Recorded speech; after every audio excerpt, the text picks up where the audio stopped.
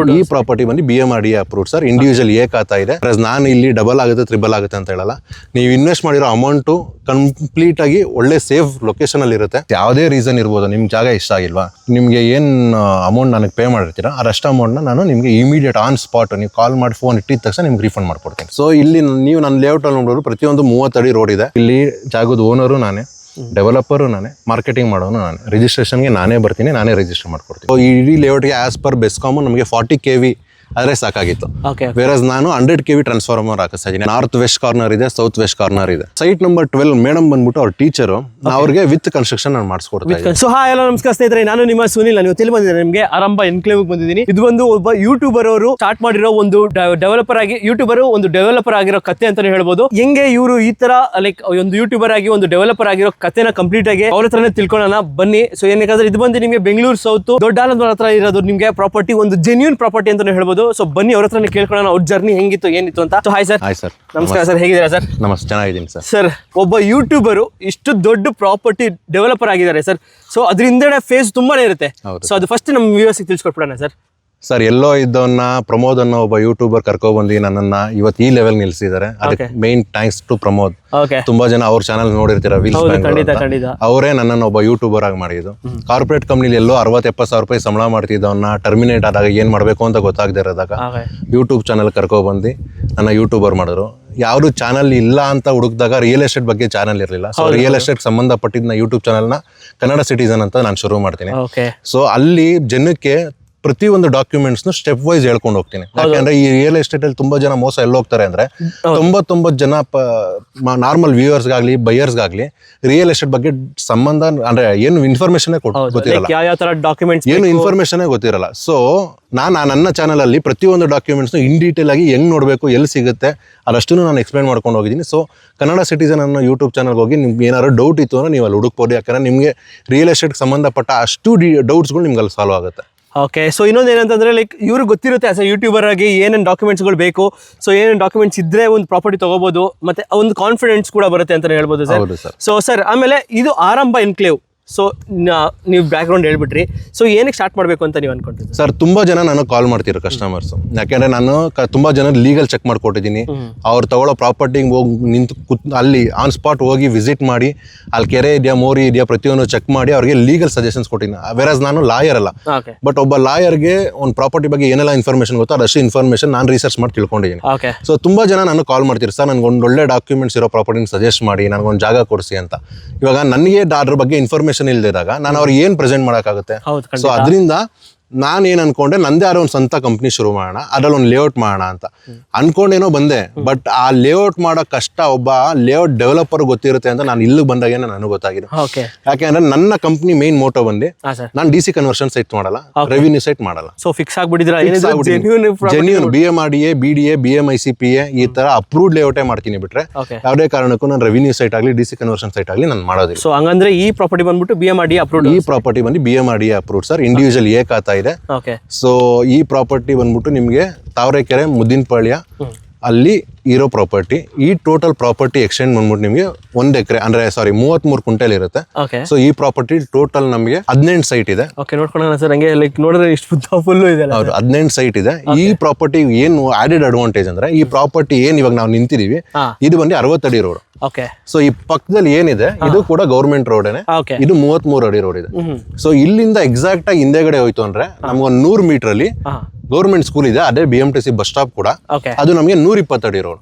So exact ಆಗಿ ದೊಡ್ಡ ಆಲದ ಮರದಿಂದ ಇದು ನಮಗೆ 1.5 ಕಿಲೋಮೀಟರ್ ಆಗುತ್ತೆ. ಸೊ ಟಿಲ್ ದೊಡ್ಡ ಆಲದ ಮರ ಇವಾಗ ಆಗ್ಲೇ BDA ನೋಟಿಫಿಕೇಶನ್ ಆಗೋಗಿದೆ. BDA ನೋಟಿಫಿಕೇಶನ್ ಅಂದ್ರೆ ಕೆಂಪೇಗೌಡ ಲೇಔಟ್ ಪೇಸ್ಟ್ ನೋಟಿಫಿಕೇಶನ್ ಆಗೋಗಿದೆ ಟಿಲ್ ಹೆಜ್ಜಾಲ. ಆಮೇಲೆ ಇಲ್ಲಿಂದ ಜಸ್ಟ್ ಒಂದು ಅರ್ಧ ಕಿಲೋಮೀಟರ್ ಆಯ್ತು ಅಂದ್ರೆ ಕರ್ನಾಟಕ ಹೌಸಿಂಗ್ ಬೋರ್ಡ್ ಅವ್ರು ನೋಟಿಫಿಕೇಶನ್ ಆಗಿದೆ.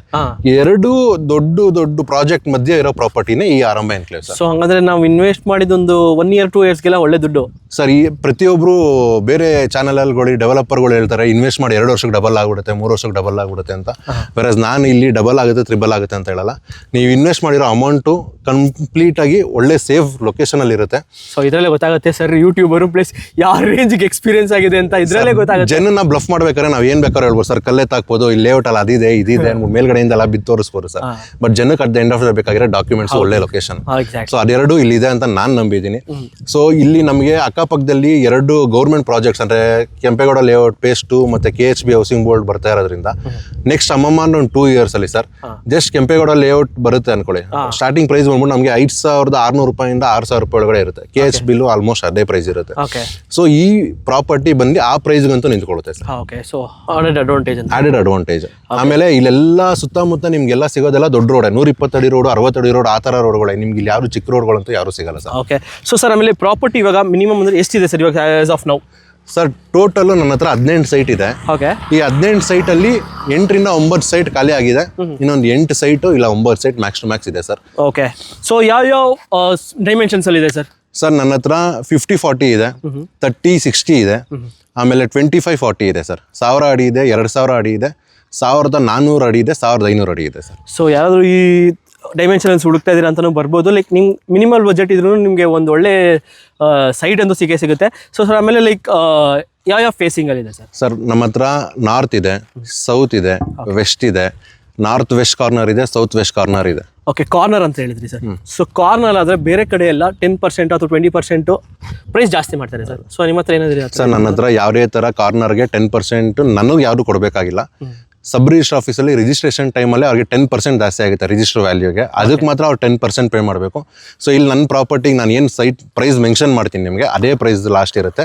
ಅದ್ರ ಮೇಲೆ ಯಾವುದೇ 10% ಜಾಸ್ತಿ ಅಮೌಂಟ್ ಇರಲ್ಲ ಸರ್. ಓಕೆ. ಸರ್ ಆಮೇಲೆ ಲೈಕ್ BMRD ಅಪ್ರೂವ್ಡ್ ಅಂತ ಹೇಳಿದ್ರಿ ಸರ್. ಓಕೆ ಫೈನ್, ಎಲ್ಲ ಕಾರ್ನರ್ ಸೈಟ್ ಎಲ್ಲ ಆಯಿತು ಸರ್. ಸೊ ಒಳಗಡೆ ಏನೇನು ಅಮ್ಯುನಿಟೀಸ್ ಇದೆ ಸರ್? ಸೊ ಇವಾಗ ನಾನು ಚರಂಡಿ ವ್ಯವಸ್ಥೆ ಆಗಲಿ ಅಥವಾ like electricity, so water facilities ಎಲ್ಲ ಹೆಂಗೆ ಸರ್?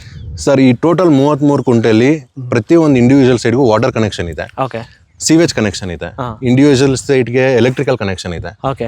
ಈ ಸಪ್ರೇಟ್ ಇಡೀ ಲೇಔಟ್ಗೆ ಟ್ರಾನ್ಸ್ಫಾರ್ಮ್ ಇದೆ. ಓಕೆ. ಸೊ ಈ ಇಡೀ ಲೇಔಟ್ಗೆ ಆಸ್ ಪರ್ ಬೆಸ್ಕಾಮ್ ನಮಗೆ 40 kV ಆದರೆ ಸಾಕಾಗಿತ್ತು. ವೇರಸ್ ನಾನು 100 kV ಟ್ರಾನ್ಸ್ಫಾರ್ಮರ್ ಹಾಕಿಸ್ತಾ ಇದ್ದೀನಿ. ಯಾಕೆಂದ್ರೆ ನಾಳೆ ದಿನ ಇಲ್ಲಿ ಬಾಡಿಗೆ ಮನೆ ಬರುತ್ತೆ, ಮೇಲ್ಗಡೆ ಮನೆಗಳು ಕಟ್ತಾರೆ, ಮಲ್ಟಿಫ್ಲೋರ್ ಬಿಲ್ಡಿಂಗ್ಸು, ಅದನ್ನೆಲ್ಲ ಕನ್ಸಿಡರ್ ಮಾಡಿ ನಾನು 100 kV ಟ್ರಾನ್ಸ್ಫಾರ್ಮರ್ ಹಾಕ್ಸಿದ್ದೀನಿ. ನನ್ನ ಲೇಔಟಲ್ಲಿ ಸಪ್ರೇಟ್ ಬೋರ್ವೆಲ್ ಇದೆ. ಅದು ಬಿಟ್ಟು ಪಂಚಾಯತಿ ಕಡೆಯಿಂದನೇ ನನ್ನ ಲೇಔಟ್ ಪಕ್ಕನೇ ನಿಮಗೆ ಬೋರ್ ಇದೆ, ಇದು ವಾಟರ್ ಟ್ಯಾಂಕ್ ಇದೆ. Water tanker. ಸೊ ಇದು BMRD ಅಪ್ರೂವ್ಡ್ ಆಗಿರೋದ್ರಿಂದ ನೀವು ಮನೆ ಕಟ್ತೀನಿ ಅಂತ ಪಂಚಾಯತಿಗೆ ಅಪ್ರೂವಲ್ಗೆ ಹೋಗಿದ ತಕ್ಷಣ ಪಂಚಾಯತಿ ಕಡೆಯಿಂದ ಏನೇನು ಅಮ್ಯುನಿಟಿ ಸಿಗಬೇಕು ಅದಷ್ಟು ಅಮ್ಯುನಿಟೀಸು ನಿಮಗೆ ಆರಾಮಾಗಿ ಇಲ್ಲಿ ಸಿಗುತ್ತೆ ಸರ್. ಸೊ ಇವಾಗ ಹಂಗಾದ್ರೆ ಲೈಕ್ ಇದು ಹೆಂಗೆ ಅಂದ್ರೆ ಇವಾಗ ready to construction ready to move ready to construction. ಯಾಕೆಂದ್ರೆ ಲೆಫ್ಟ್ ಎಕ್ಸಾಕ್ಟ್ 200 meters ಅಲ್ಲಿ ಮನೆಗಳು ನೀವು ನೋಡ್ಬೋದು. ಅಲ್ಲಿ ಮುದಿನಪಳ್ಳಿ ಅನ್ನೋ ವಿಲೇಜ್ ಇದೆ, ಸುಮಾರು ಒಂದು 400 ಮನೆಗಳಿದೆ. ರೈಟ್ ಅಲ್ಲ ಅದೇ 200 meters ಅಲ್ಲಿ ನಿಮ್ಗೆ ಅಜ್ನಳ್ಳಿ ಅನ್ನೋ ವಿಲೇಜ್ ಇದೆ, ಅಲ್ಲೂ ಒಂದು 200-300 ಮನೆ ಇದೆ. ಜನಗಳು ಇರೋ ಜಾಗನೇ ಈ ಪ್ರಾಪರ್ಟಿ. ಸೊ ಈ ಪ್ರಾಪರ್ಟಿಲಿ ಇನ್ನೊಂದು ಏನು ಅಡ್ವಾಂಟೇಜ್ ಅಂದ್ರೆ ನಮ್ಮ ಕಂಪ್ನಿ, ನಾನು ಆಸ್ ನಿಮ್ಗೆ ಮೊದಲೇ ಹೇಳ್ದಂಗೆ ಆರಂಭ ಪ್ರಾಪರ್ಟೀಸ್ ಅಂಡ್ ಕನ್ಸ್ಟ್ರಕ್ಷನ್ ಅಂತ ನನ್ನ ಮೊದಲನೇ ಕಂಪನಿ, ನಾನು ಶುರು ಮಾಡಿರೋ ಕಂಪ್ನಿ ಆಗಿರೋದ್ರಿಂದ ಕನ್ಸ್ಟ್ರಕ್ಷನ್ ಕೂಡ ನಮ್ಮ ಕಂಪ್ನಿಯಿಂದಾನೇ ಮಾಡಿಸ್ಕೊಡ್ತಾ ಇದ್ದೀವಿ. ಸೊ ಸೈಟ್ ನಂಬರ್ 12 ಮೇಡಮ್ ಬಂದ್ಬಿಟ್ಟು ಅವ್ರ ಟೀಚರು, ಅವ್ರಿಗೆ ವಿತ್ ಕನ್ಸ್ಟ್ರಕ್ಷನ್ ನಾನು ಮಾಡಿಸ್ಕೊಡ್ತಾ ಇದ್ದೀನಿ. ವಿತ್ ಕನ್ಸ್ಟ್ರಕ್ಷನ್ ಆ ಮೇಡಮ್ ಅವ್ರದ್ದು ನಾನು ನಿಮಗೆ ಫೋಟೋಸ್ ಕೊಡ್ತೀನಿ, ಬುಕ್ ಆಗಿರೋದು, ಅದು ನೀವು ಆರಾಮಾಗಿ ಹಾಕ್ಬೋದು. ಸೊ ಇಲ್ಲಿ ಕೆಲವು ಸೈಟ್ ಬುಕ್ ಆಗಿರೋದು ಕಸ್ಟಮರ್ಸ್ ಡೀಟೇಲ್ಸ್ ಕೊಡೋಕ್ಕಾಗಲ್ಲ, ಫೋಟೋಸ್ ಕೊಡ್ತೀನಿ. ಆ ಫೋಟೋಸ್ನ ನೀವು ಆರಾಮಾಗಿ ಹಾಕಿ, ಸೊ ದಟ್ ಜನಕ್ಕೆ ಒಂದು ವಿಶ್ವಾಸ ಬರುತ್ತೆ ಇಲ್ಲಿ ಏನು ನಡೀತಾ ಇದೆ ಅನ್ನೋದು. ಆಸ್ ಎ ಯೂಟ್ಯೂಬರ್ ಜನಗಳಿಗೆ ಬಂದಿರುತ್ತೆ ಸರ್. ಯಾಕಂದ್ರೆ ಲೈಕ್ ಆಸ್ ಎ ಯೂಟ್ಯೂಬರ್ ನಾನೇ ಹೇಳ್ತೀನಿ ಅಂತಂದ್ರೆ ಲೈಕ್ ಅವ್ರಿಗೆ ಗೊತ್ತಿರುತ್ತೆ ಏನೇನು ಲೂಪೋಲ್ಸ್ ಇರುತ್ತೆ, ಏನಿರುತ್ತೆ, ಅದನ್ನೆಲ್ಲ ಇವರು ರೆಕ್ಟಿಫೈ ಮಾಡಿ ಎಲ್ಲ ಕ್ಲಿಯರ್ ಡಾಕ್ಯುಮೆಂಟ್ಸ್ ಇಟ್ಕೊಂಡು ಇದು ಮಾಡೋಕ್ಕಾಗುತ್ತೆ ಅಂತ ಹೇಳ್ಬೋದು. ಸೊ ಸರ್ ಆಮೇಲೆ ಲೈಕ್ ಈಚ್ ಲೈಕ್ ರೋಡ್ಸ್ ಎಷ್ಟೆಷ್ಟು ಸರ್? ಲೈಕ್ ಸರ್ ಏನಕ್ಕೆ ಜನಕ್ಕೆ ನಾವು BMRD ಏನೇ ನಾನು ಮಾಡ್ತೀನಿ ತಗೋಬೇಕು ಅಂತ ನಾನು ಜನಕ್ಕೆ ಸಜೆಸ್ಟ್ ಮಾಡ್ತೀನಿ ಅಂದ್ರೆ, BMRDಲಿ ಎಲ್ಲ ಪ್ರತಿಯೊಂದು ರೋಡು 30 ಅಡಿ ರೋಡ್ ಇರುತ್ತೆ, ಯಾವುದೇ ರೋಡು ಕಡಿಮೆ ಇರೋದಿಲ್ಲ. ಸೊ ಇಲ್ಲಿ ನೀವು ನನ್ನ ಲೇಔಟ್ ಅಲ್ಲಿ ನೋಡೋರು ಪ್ರತಿಯೊಂದು 30 ಅಡಿ ರೋಡ್ ಇದೆ. ಆಮೇಲೆ ಕಾಂಕ್ರೀಟ್ ರೋಡ್ ಆಗಿದೆ. ಆಮೇಲೆ ಪ್ರತಿ ಇಂಡಿವಿಜುವಲ್ ಸೈಡ್ಗೆ ಮರಗಳಿದೆ. ಆಮೇಲೆ ಡ್ರೈನೇಜ್ ಕನೆಕ್ಷನ್ಸ್ ಇದೆ. ಸೊ ಏನು ಟೆನ್ಷನ್ಸ್ ಇಲ್ಲ, ಏನು ಪ್ರಾಬ್ಲಮ್ ಇಲ್ಲ. ಆಮೇಲೆ ಅವರು ನಾಳೆ ದಿನ ರೋಡ್ನ ಅಗಿಬೇಕು ಎಲೆಕ್ಟ್ರಿಕಲ್ಗೆ ಅನ್ನೋದೇನಿಲ್ಲ. ಅವ್ರ ಇಂಡಿವಿಜುವಲ್ ಸೈಡ್ಗೆ ಕನೆಕ್ಷನ್ ತೊಗೊಂಡೋಗಿ ಬಿಟ್ಟಿರ್ತೀನಿ, ಅವ್ರು ಡೈರೆಕ್ಟಾಗಿ ಆರಾಮಾಗಿ ಅವ್ರ ಕನೆಕ್ಷನ್ ತೊಗೊಂಡು ಮನೆ ಕಟ್ಕೋಬೋದು ಸರ್. ಓಕೆ. ಸೊ ಇಷ್ಟೊಂದೆಲ್ಲ ಕಾನ್ಫಿಡೆನ್ಸ್ ಅಂತ ಹೇಳ್ಬೋದು ಸರ್. ಡಾಕ್ಯುಮೆಂಟೇಷನ್ ಸರ್ ಹೆಂಗಿದೆ ಸರ್ ಎಲ್ಲ? ಸರ್ ಡಾಕ್ಯುಮೆಂಟೇಷನ್ನು ಬೇರೆ ಡೆವಲಪರ್ಸ್ಗಿಂತ ನಂದು ಒಂದು ಸ್ಟೆಪ್ ಮೇಲ್ಗಡೆನೇ ಇರುತ್ತೆ. ಯಾಕೆಂದರೆ ಕಂಪ್ಲೀಟ್ ಡಾಕ್ಯುಮೆಂಟೇಷನ್ ನನಗೆ ಗೊತ್ತು, ಏನೇನು ಇರಬೇಕು ಏನೇನು ಇರಬಾರ್ದು ಅನ್ನೋ ಅಷ್ಟು ಡಾಕ್ಯುಮೆಂಟ್ಸ್ ನಾಲೆಜ್ ನನಗಿರೋದ್ರಿಂದ ನನ್ನ ಪ್ರಾಪರ್ಟಿ ಡಾಕ್ಯುಮೆಂಟೇಷನಲ್ಲಿ ನಿಮಗೆ ಫ್ಲೋ ಇದೆ. ಅಂದರೆ 1921 ಟಿಲ್ ಡೇಟ್ವರೆಗೂ ಏನೇನು ಡಾಕ್ಯುಮೆಂಟ್ಸ್ ಇರಬೇಕು ಅಷ್ಟು ಡಾಕ್ಯುಮೆಂಟ್ಸ್ ಇದೆ. ನಂದು ಪ್ರಾಜೆಕ್ಟು ಆಲ್ರೆಡಿ SBIಲಿ ಮತ್ತು IDBL ಪ್ರೀ ಅಪ್ರೂವ್ಡ್ ಆಗೋಗಿದೆ, ಅಂದರೆ ಲೀಗಲ್ ಕ್ಲಿಯರ್ ಆಗಿದೆ. ನನ್ನ ಡಾಕ್ಯುಮೆಂಟೇಷನ್ ನಿಮಗೆ ಪ್ರತಿಯೊಂದು ಡಿಪಾರ್ಟ್ಮೆಂಟ್ NOC ಇದೆ. ಅಂದರೆ ಪೊಲ್ಯೂಷನ್ ಬೋರ್ಡಿಂದ, BDA ಇಂದ, ಪಂಚಾಯತಿಯಿಂದ, ಎಲೆಕ್ಟ್ರಿಕಲ್ ಬೋರ್ಡಿಂದ, ವಾಟರ್ ಬೋರ್ಡಿಂದ ಪ್ರತಿಯೊಂದು NOC ಇದೆ. ಆಮೇಲೆ ತುಂಬಾ ಜನ ಕೇಳ್ತಾರೆ ಇದು ಯಾವ ಕ್ಯಾಟಗರಿಗೆ ಸೇರಿದ ಪ್ರಾಪರ್ಟಿ ಅಂತ. ಇದು ಜನರಲ್ ಕ್ಯಾಟಗರಿ ಪ್ರಾಪರ್ಟಿ ಸೇರಿದು. ಓಕೆ. ಅದಕ್ಕೆ ಸಂಬಂಧಪಟ್ಟಿದ್ದು PTCL ಸರ್ಟಿಫಿಕೇಟ್ ಅಂತ ಬರುತ್ತೆ. ಅದನ್ನು ಕೂಡ ಈ ಡಾಕ್ಯುಮೆಂಟೇಶನ್ ಅಲ್ಲಿ ಇದೆ. ಅದರಲ್ಲಿ ನೀವು ಕ್ಲಿಯರ್ ಆಗಿ ನೋಡ್ಬೋದು ಈ ಪ್ರಾಪರ್ಟಿ ಮೇಲೆ PTCL ಕಾಯ್ದೆ ಅಡಿ ಬರೋ ಯಾವುದೇ ಪ್ರಕರಣಗಳಿಲ್ಲ, ಇದು PTCLಗೆ ಸಂಬಂಧಪಟ್ಟಿದ್ದ ಜಾಗ ಅಲ್ಲ ಅಂತ ಕೂಡ ಇದೆ. ಅಷ್ಟು ಕ್ಲಿಯರ್ ಆಗಿರೋ ಡಾಕ್ಯುಮೆಂಟ್ಸು. ಸೊ ಟೈಟಲ್ ಫ್ಲೋ ಹೇಳ್ಬೇಕಂದ್ರೆ 1931ಗಿಂತ ಮುಂಚೆನೂ ಇದು ಒಂದೇ ಪ್ರಾಪರ್ಟಿ, ಅಂದ್ರೆ ಒಂದೇ ಫ್ಯಾಮಿಲಿ ಇದ್ದ ಪ್ರಾಪರ್ಟಿ. ಓಕೆ. ಸೊ ಪಂಚಾಯತ್ ಪಾರಿಕತ್ 1931 ಅಂದ್ರೆ ಮದರ್ ಡೀಡ್ ಅಲ್ಲಿಂದ ನಮಗೆ ಸಿಗುತ್ತೆ. ಸೊ ಮುತ್ತಾತನಿಂದ ತಾತನಿಗೆ, ತಾತನಿಂದ ಮಗನಿಗೆ, ಮಗನಿಂದ ಹೆಂಡತಿಗೆ, ಹೆಂಡತಿಯಿಂದ ನನಗೆ ಓಕೆ ಆಗಿರೋ ಪ್ರಾಪರ್ಟಿ ಇದು. ಕ್ಲಿಯರ್ ಟೈಟಲ್ ಇದೆ. ಇಲ್ಲಿ ಯಾರು ತಲೆ ಚೆಚ್ಕೊಳ್ಳೋಂಥ ಟೆನ್ಷನ್ ಇಲ್ಲ. ಓಕೆ. ಆರಾಮಾಗಿ ಯಾವುದೇ ಲಾಯರ್ ಕೊಟ್ಟರು ಒಂದು 2 to 3 ಡೇಸಲ್ಲಿ ಕ್ಲಿಯರ್ ಮಾಡ್ಕೊಡ್ತಾರೆ. ಅಷ್ಟು ಜನ ಇರೋ ಡಾಕ್ಯುಮೆಂಟ್ಸ್ನ ಕಸ್ಟಮರ್ಗೆ ಅಂದರೆ ಇಲ್ಲ ಬೈಯರ್ಗೆ ನಾನು ಪ್ರೆಸೆಂಟ್ ಮಾಡ್ತಾ ಇದ್ದೀನಿ. ಓಕೆ. ಸೊ ಇದೊಂದು ಕಾನ್ಫಿಡೆನ್ಸ್ ಅಂತ ಹೇಳ್ಬೋದು. ಸೊ ಸರ್ ಆಮೇಲೆ SBI ಅಂತ ಹೇಳಿದ್ರಿ, ಸೊ ಲೋನ್ಸ್ ಎಲ್ಲ ಹೆಂಗೆ ಸರ್? ಸರ್ ಇವಾಗ SBIಯಲ್ಲಿ ಮತ್ತು IDBI ಬ್ಯಾಂಕಲ್ಲಿ ಒಂದು ಪ್ರೀ ಅಪ್ರೂವ್ಡ್ ಆಗಿರೋದ್ರಿಂದ ನಿಮ್ಮ ಬೇಸಿಕ್ ಡಾಕ್ಯುಮೆಂಟ್ಸ್ ಅಂದರೆ Aadhaar card, PAN card, pay slip, bank statement ಕೊಟ್ಟರೆ ನಿಮ್ಗೆ ಆರಾಮಾಗಿ ಲೋನ್ ಆಗುತ್ತೆ. ಅಪ್ ಟು 80 to 90% ಲೋನ್ ಆಗುತ್ತೆ. ಸೊ ಇನ್ನು ಮಿಕ್ಕಿದ್ದು ಏನಿದೆ ಅದನ್ನು ಡೌನ್ ಪೇಮೆಂಟ್ ಮಾಡಿ ನೀವು ಆರಾಮಾಗಿ ನೀವು ರಿಜಿಸ್ಟರ್ ಮಾಡಿಸ್ಕೋಬೋದು ಸರ್. ಸೊ ರಿಜಿಸ್ಟ್ರೇಷನ್ ಪ್ರೊಸೆಸ್ ಎಲ್ಲ ಹೆಂಗೆ ಸರ್? ರಿಜಿಸ್ಟ್ರೇಷನ್ ಪ್ರೊಸೆಸ್ ನಂದು ಆಲ್ಮೋಸ್ಟ್ ಲೇಔಟಲ್ಲಿ ಎಲ್ಲ ಕೆಲಸ ಮುಗಿದೋಗಿದೆ. ಇನ್ನು ಪಾರ್ಕು CA ಜಾಗ ಮಾತ್ರ ನಾನು ಪಂಚಾಯತಿಗೆ ರಿಜಿಸ್ಟರ್ ಮಾಡ್ಕೊಡ್ಬೇಕು. ಸೊ ವೇರಸ್ DC ಕನ್ವರ್ಷನಲ್ಲಿ ಇದು ಯಾರು ರಿಜಿಸ್ಟರ್ ಮಾಡ್ಕೊಡಲ್ಲ, ರೋಡ್ ಆಗಲಿ ಯಾವುದೂ, ಅದು ಓನರ್ ಹೆಸರಲ್ಲೇ ಇರುತ್ತೆ. ಬಟ್ BMRDL ಏನಂದರೆ ರೋಡು ಮತ್ತೆ ಪಾರ್ಕು CA ಜಾಗ ಏನು ಬರುತ್ತೆ ಅದನ್ನ ನಾವು ಪಂಚಾಯತಿಗೆ ರಿಜಿಸ್ಟರ್ ಮಾಡ್ಕೊಟ್ಬಿಡ್ತೀವಿ. ಸೊ ದಟ್ ಅದು ಗೌರ್ಮೆಂಟ್ ಜಾಗ ಆಗಿರುತ್ತೆ. ಸೊ ಇಲ್ಲಿ ನಾಳೆ ದಿನ ಆ ರೋಡಲ್ಲಿ ಯಾರೋ ಒಬ್ಬ ಮನೆ ಕಟ್ಕೊಂಡು ಆ ಥರದ್ದು ಏನೂ ಇರಲ್ಲ.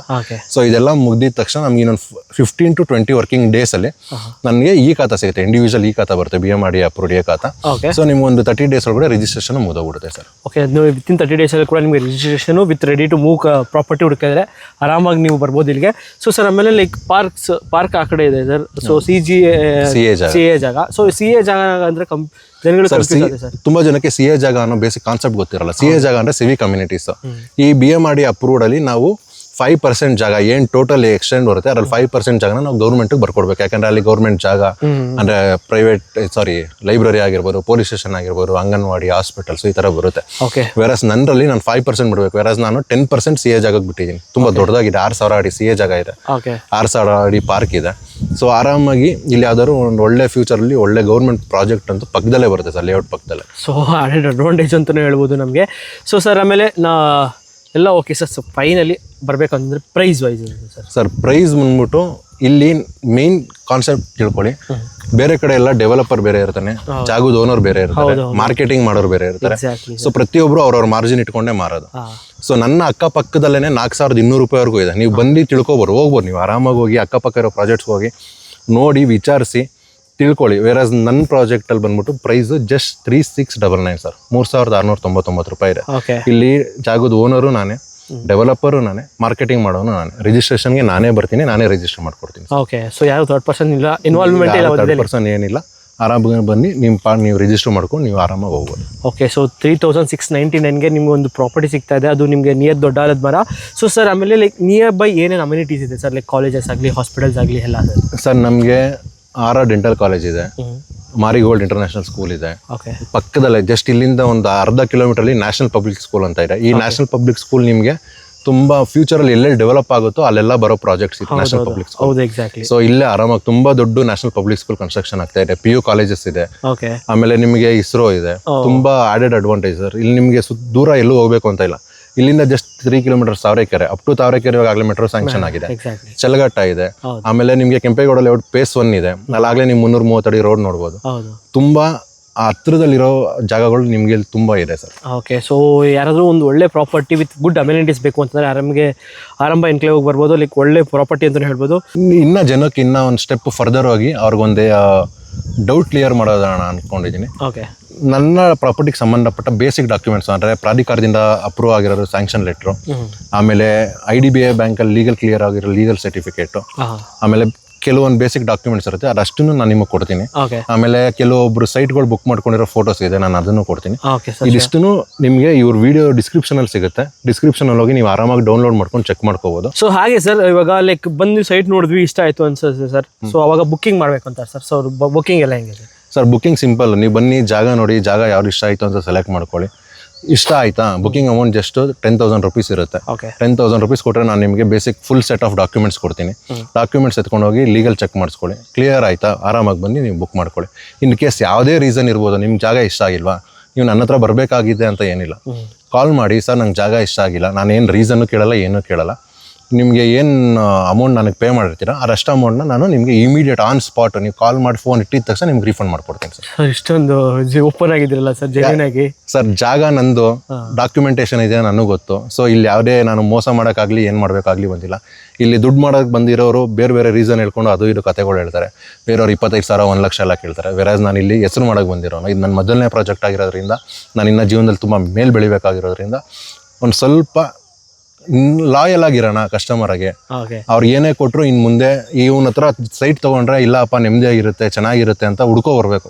ಆ ಥರ ಒಂದು ಹೆಸರು ಮಾಡಬೇಕು ಅನ್ನೋದಕ್ಕೋಸ್ಕರ ಈ ಲೇಔಟ್ ಮಾಡಿರೋದು. ಸೊ ಆ ಹೆಸರು ಉಳಿಸ್ಕೊಳ್ಳೋದಕ್ಕೋಸ್ಕರ ಕಷ್ಟಪಡ್ತಾ ಇದ್ದೀನಿ. ಇನ್ನೊಂದು ಏನಂದ್ರೆ ಸರ್, ಅವ್ರು ಕೊಡೋ ದುಡ್ಡು ನಿಮ್ಮ ಹತ್ರ ಒಂದು 10 ನಿಮಿಷ ಇರುತ್ತೆ ಏನೋ ಇಲ್ವಾ ಗೊತ್ತಿಲ್ಲ, ಬಟ್ ನೀವು ಕೊಡೋ ಲೇಔಟ್ ಅವ್ರ ಮನೆ ಅವ್ರು ಲೈಫ್ ಲಾಂಗ್ ಇಟ್ಕೊಂಡಿರ್ತಾರೆ ಸರ್, ನೆನ್ಸ್ಕೋಬೇಕು ಲೈಫ್ ಲಾಂಗು.